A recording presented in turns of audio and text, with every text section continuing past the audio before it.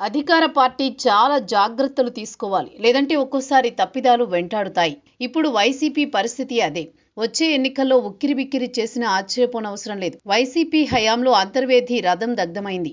రామతీర్థాలు దేవస్థానంలో రాములోరి విగ్రహ దాడి జరిగింది. రాష్ట్ర వ్యాప్తంగా హిందూ దేవాలయాలపై దాడులు జరిగాయి. అయితే అప్పట్లో రథం స్థానంలో కొత్తది తెస్తాం, కొత్త విగ్రహాన్ని పెట్టిస్తామంటూ వైసీపీ దూకుడు మంత్రులు ప్రకటనలు చేశారు. అంతే తప్ప ఆ ఘటనలపై దర్యాప్తు జరిపి బాధ్యులపై చర్యలు తీసుకుంటామని చెప్పలేదు. అటువంటి ప్రయత్నాలు కూడా చేయలేదు. దాని పర్యవసానాలే ఇప్పుడు వైసీపీ హిందుత్వ రూపంలో వెంటాడుతున్నాయి. తిరుమల లడ్డూ వివాదంలో వైసీపీపై అనుమానపు చూపులు అందులో భాగమే. జగన్ రెడ్డి హిందుత్వ వ్యతిరేకి అన్న అనుమానాలకు బలం చేకూరే ఘటనలు వైసీపీ ప్రభుత్వ హయాంలో జరిగాయి. వాటిపై నిష్పక్షపాతంగా దర్యాప్తు జరపకుండా అలానే విడిచిపెట్టడం ఇప్పుడు అదే వైసీపీకి శాపంగా మారింది.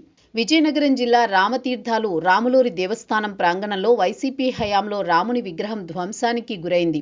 స్పష్టంగా అక్కడ రంపాలతో కోసిన ఆనవాళ్లు లభించాయి. అప్పట్లో పోలీసులు సైతం ఇది విధ్వంస చర్యగా ధృవీకరించారు. కానీ నిందితులను పట్టుకోవడంలో జగన్ సర్కారు విఫలమైంది. అప్పట్లో టీడీపీ నేతల అరెస్టు పర్వం కొనసాగింది. వారే నిందితులు అన్నట్టు ప్రభుత్వం వ్యవహరించింది. కానీ అందుకు సహేతుకమైన ఆధారాలను చూపించలేకపోయింది. తరువాత ఆ కేసును మరుగున పడేసింది.